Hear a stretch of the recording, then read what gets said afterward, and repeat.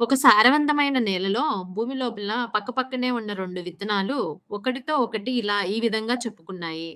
నాకు బాగా ఏపుగా ఎదగాలనుంది. నా వేళ్ళు భూమి లోపల పొరల్లోకి చొచ్చుకొని పోయి, నా మొలకలు భూమిపైన అందంగా, ఆరోగ్యంగా పెరగాలి. నాకు పూసిన లేత మొగ్గలు, పూలు వసంత ఋతువు రాకను తెలియజేయాలి. సూర్యుని నునులేత కిరణాలు నా మొఖం మీద పడ్డప్పుడు ఆ వెచ్చదనాన్ని ఆస్వాదించాలని నా ఆకాంక్ష.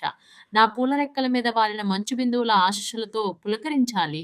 మొదటి విత్తనం అలా తన ఆశయాలకు అనుగుణంగా పెరిగింది.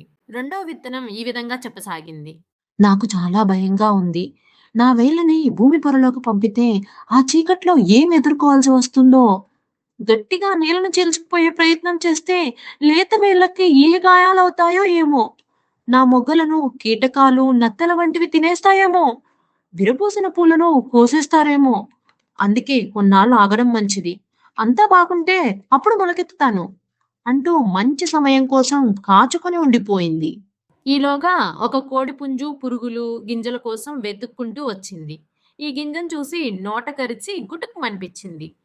ఈ కథలోని సారాంశం ఏంటి అంటే, ఉన్నతంగా ఎదగడానికి రిస్క్, చొరవ 2 తీసుకోవాలి. దానికి భయపడి ఉన్న చోటే ఉండిపోతే కఠినమైన జీవితపు కోరల్లో చిక్కుకొని నలిగిపోతాము అని అర్థం.